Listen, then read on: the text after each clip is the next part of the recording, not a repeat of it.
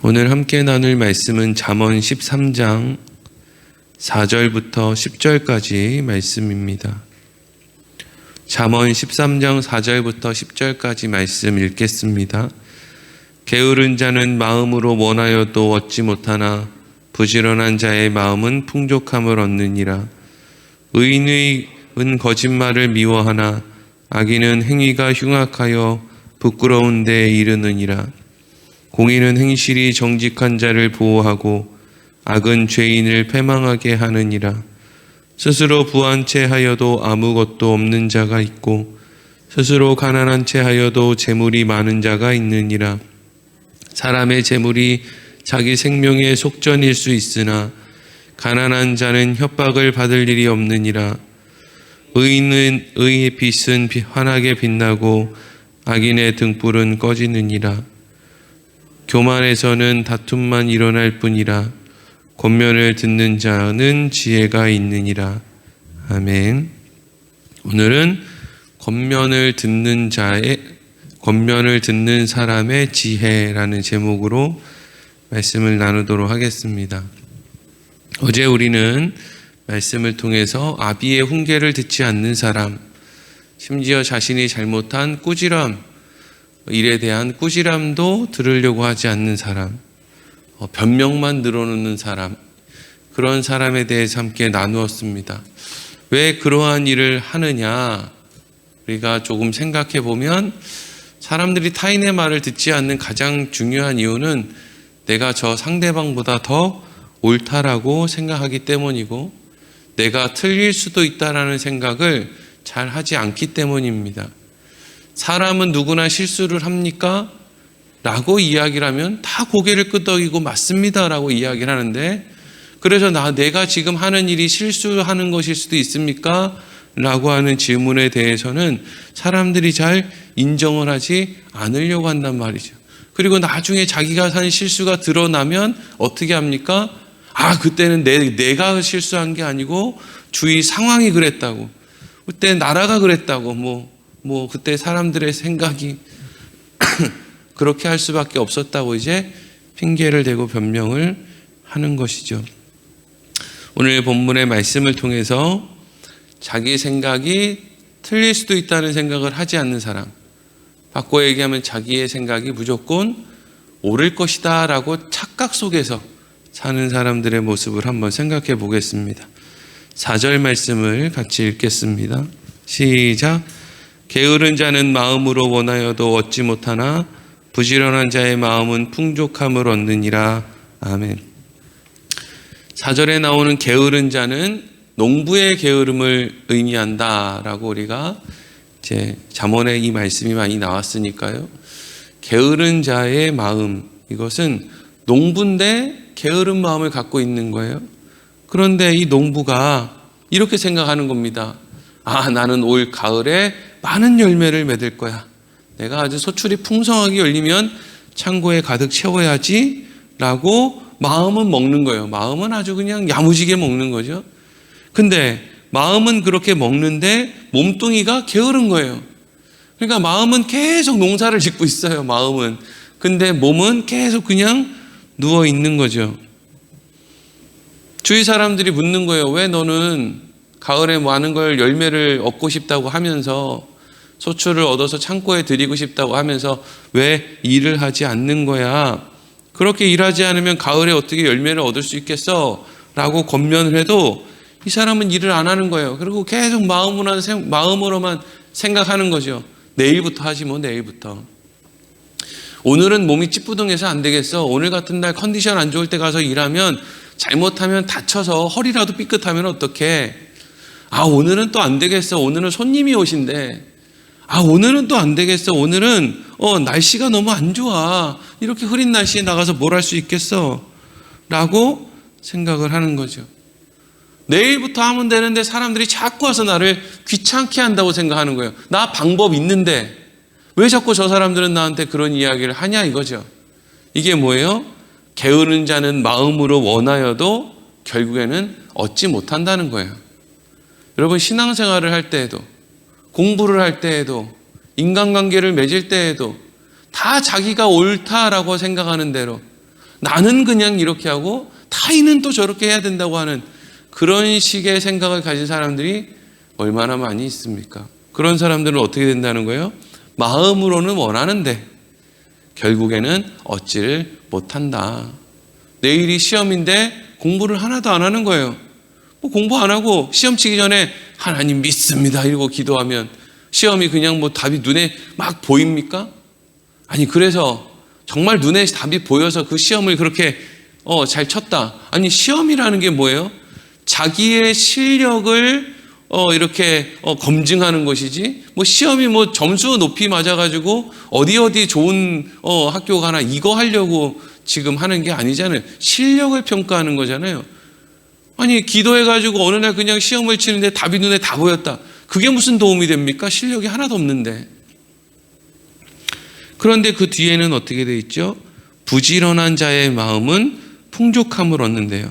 여기서 부지런하다라는 말은 날카롭다, 예리하다는 뜻이에요. 그냥 무식하게 하루 종일 여기저기 그냥 바삐 그냥 돌아다니는 사람, 이런 사람을 성경에서 부지런하다고 하지 않습니다.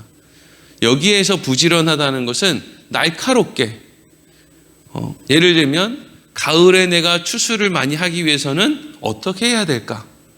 뭐를 심어도 좋은 물을 심고, 물을 어떻게 대야 되고, 그리고 뭐 땅은 어떻게 해야 되고, 또 거름이나 비료는 어떻게 줘야 되고, 이것을 정확한 곳에 정확한 때에 맞춰서 그것을 예리하게 날카롭게 하는 사람을 의미하는 것이죠. 그러니까 이런 사람들, 예리하고 날카롭게 뭔가를 하는 사람들은요, 자기 혼자의 힘으로 그걸 그렇게 할 수가 없습니다. 처음에 태어날 때부터 뭐 농사 짓는 법을 몸에 익히고 태어나는 사람이 있나요? 그렇지 않죠. 항상 배워야죠. 배워야 됩니다. 내가 농사 10년, 20년 지었다고 더 이상 배우지 않아도 된다, 이게 아니고요. 늘 새로운 기술이 나오고, 옛날에는 이렇게 했는데 지금은 또 이렇게 해야 된다, 이게 훨씬 더 낫다, 또 어떤 비료가 더 좋은 비료가 나오나, 이런 것들을 늘 듣고 배워야 된단 말이죠. 이걸 다른 말로 하면 타인의 권면을 들어야 된다는 이야기입니다. 어떻게 농사 짓는 사람이 농사 선배들의 권면을 듣지 않고 날카롭고 예리하고 정확한 때에 그 일을 해서 가을에 좋은 소출을 얻을 수 있겠습니까? 그러니까 여러분, 농사 짓을 때 제일 농사 짓기 어려운 사람은요, 고집센 사람, 자기 말만 하려고 하고 자기 생각만 믿으려고 하는 사람. 내가 대학까지 나와서 농사 짓는데, 저기 옆집 사람 할아버지 옛날에 초등학교도 못 나왔는데 내가 저 사람한테 농사 배워야 돼? 이러면 이제 망하는 거죠. 자기가 대학 가서 농사 배웠어요. 농사 가서 대학 가서 딴 거 배우고 안 왔고, 늘 배워야 되죠. 이게 뭐예요? 내 생각이 틀릴 수도 있다, 내 생각이 옳지 않다, 그렇기 때문에 다른 사람의 말을 잘 들어야 된다 라고 하는 생각을 가진 사람의 행동입니다. 또 5절 6절 읽겠습니다. 시작.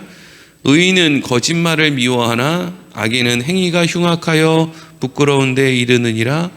공의는 행실이 정직한 자를 보호하고 악은 죄인을 패망하게 하느니라. 아멘. 악인이든 선인이든 거짓말에 대해서는 뭐 누가 좋아하겠습니까? 그러니까 악당들도요, 악당 두목이 있는데 그 부하가 악당 두목에게 거짓말을 했다, 죽습니다. 이거 뭐 가만히 두겠습니까? 그러니까 의인만 거짓말을 미워하는 게 아니고요, 사실 악인도 거짓말을 미워하죠. 근데 중요한 건 뭐냐면, 의인은 내가 하는 거짓말도 미워하고 상대방이 하는 거짓말도 미워하는데, 이 악인은 행위가 흉악하다는 건 뭐냐면, 타인이 하는 거짓말은 막 화가 나고 막 다시는 하면 안 된다고 막 그렇게 하면서 자기가 하는 거짓말에 대해서는 별로 그렇게 중요하게 생각하지 않는 거예요. 이게 흉악한 거죠. 그러니까 이게 앞에 있는 말씀이랑 연결하면 뭐예요? 내가 옳다는 거예요. 난 거짓말을 해도 옳아. 저 사람은 거짓말하면 안 돼. 잘못된 거잖아. 거짓말이 뭐 좋나? 근데 난 거짓말해도 돼. 내가 하는 거짓말은 다 하얀 거짓말이야. 뭐 하얀 거짓말, 뭐 검정 거짓말이 어디 있어요? 다 거짓말이지. 그런데 결국에는 그렇기 때문에 어떻게 된다는 거예요? 부끄러운 데에 이른다. 들통이 난다는 거죠. 들통이 난다. 내 말이 틀릴 수도 있다. 내 생각이 틀릴 수도 있다. 이 생각은 어떤 생각이에요? 난 거짓말을 좀 해도 된다. 이런 상황에서는 내가 거짓말을 좀 해도 된다. 나는 괜찮다. 라고 하는 그 생각. 그것이 나를 어디로 끌고 가느냐? 나를 부끄러운 데로 끌고 가게 만든다. 또 패망의 자리로 끌고 가게 만든다. 라는 말씀을 하고 있는 것이죠. 또 7절 말씀 읽겠습니다. 시작.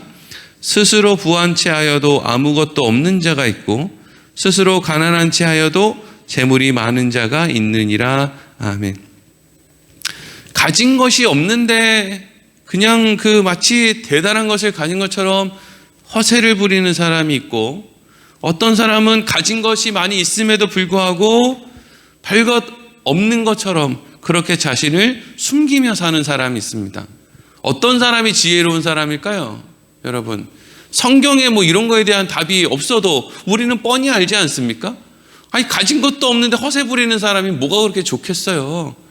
가진 것이 많을수록 숨기는 사람이 지혜로운 사람이죠. 와, 나 가진 거 많아. 이러면 도둑이나 끼지 얼마나 좋은 일이 있겠습니까?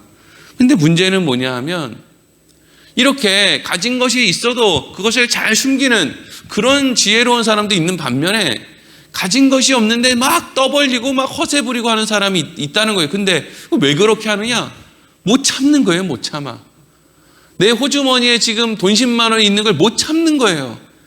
정말 희한하지 않습니까? 그걸 못 참는 거예요. 이걸 이렇게 드러내겠다는 거예요. 요즘에 뉴스에 많이 나오는 내용이 뭐예요? 저기 서민 아파트, 임대주택, 이런 데 사는데, 1억짜리 차, 2억짜리 차를 도대체 그 차를 어떻게 사는지는 모르겠는데, 그런 차를 끌고 다니는 거예요. 그게 너무 사실은 좀 부끄럽고 민망한 일이지 않습니까?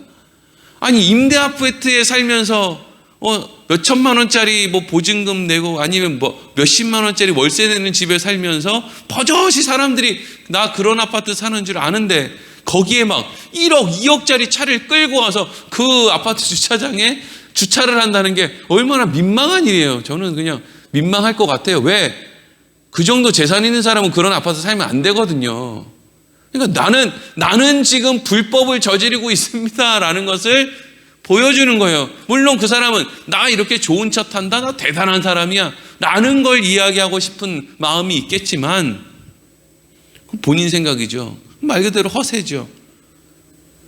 그 차를 그 아파트 주차장에 대는 순간 사실은 어떻게 보이느냐? 난 도둑놈입니다.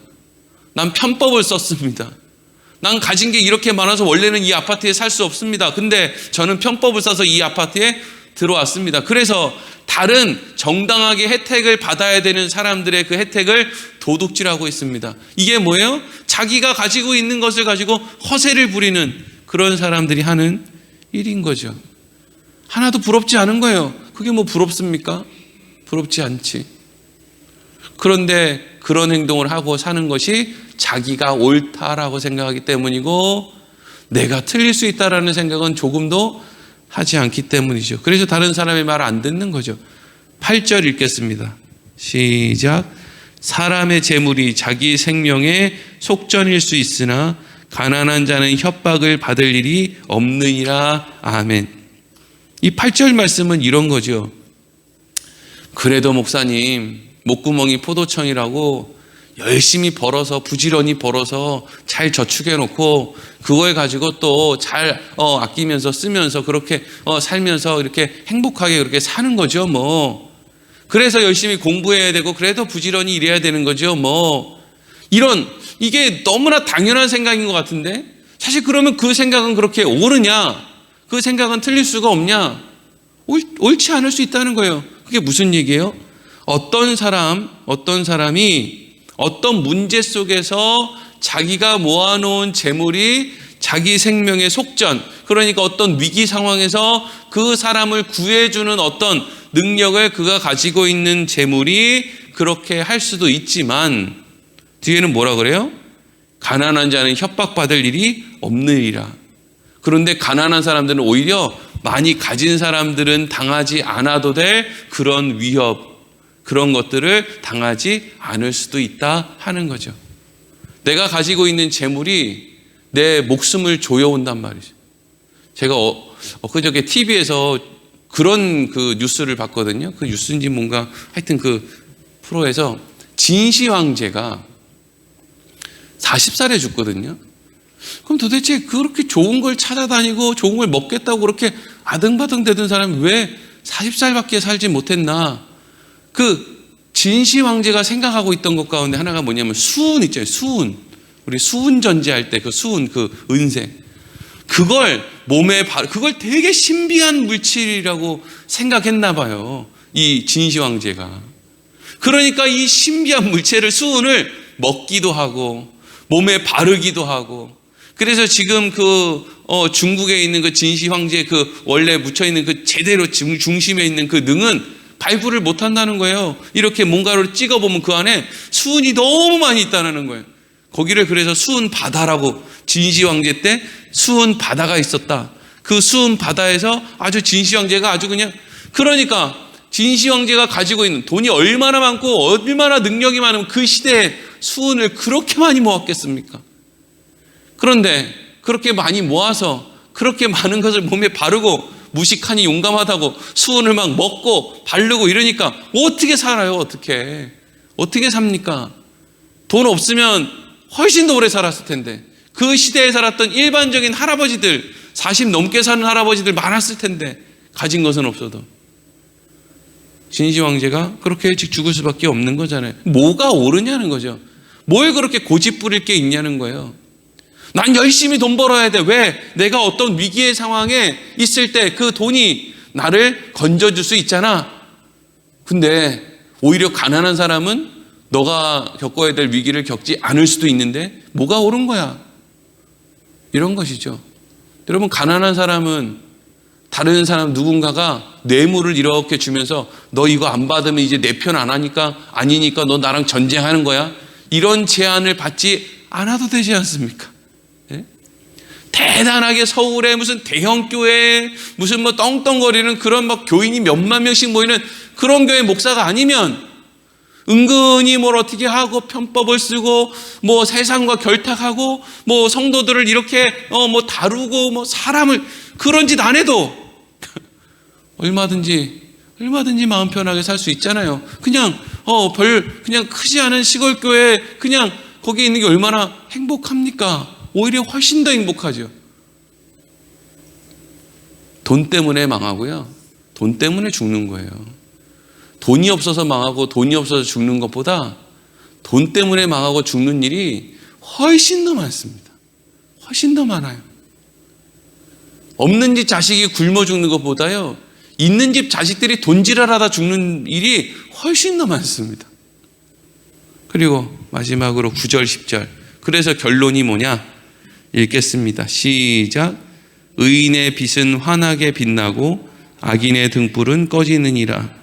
교만에서는 다툼만 일어날 뿐이라 권면을 듣는 자는 지혜가 있느니라. 아멘. 그래서 결론이 뭐예요? 10절 말씀 끝부분에 뭐라고 되어 있죠? 권면을 듣는 자는 지혜가 있다. 의인의 빛은 환하게 빛난다. 잘 듣는 사람의 삶은 빛난다. 안 듣는 사람의 삶은 등불이 꺼진다. 교만한 사람은 다툼만 일어난다. 교만한 사람이 다툼이 일어난다는 게 뭐예요? 다 자기가 옳다고 하니까 다툼만 일어나는 거죠. 어떤 사람이 막 교만을 떨어도 어떤 사람이 잘못 듣고 겸손하게 했으면 뭐 다툴 일이 있겠습니까? 근데 둘이 똑같이 교만을 떨고 있으니까 어떻게 돼요? 다툼만 일어나는 거죠. 권면을 듣는 자는 지혜가 있다. 내가 옳지 않을 수 있다. 아니, 나는 뭔가 옳은 걸 잘 얘기하기가 어려운 참 어리석은 사람이다. 이것을 늘 인정하고 살아갈 때 우리는 오히려 우리를 통해서 빛이 환하게 비치는 그런 인생을 살 수 있다 하는 것이죠. 늘 하나님 안에서 잘 듣고 귀를 기울이고 나만 옳다라고 하는 어리석은 생각하지 않고 어쨌든지 잘 듣고 그 듣는 그 가운데 또 다툼이 일어나는 것이 아니라 오히려 생겨났던 다툼도 사라지게 할 수 있는 그런 아름답고 복된 우리의 삶이 되기를 소망합니다. 그리고 특별히 들을 것 가운데 사람의 말이 아니라 하나님의 말씀에 귀 기울일 수 있는 우리 삶이 되기를 소망합니다. 기도하겠습니다.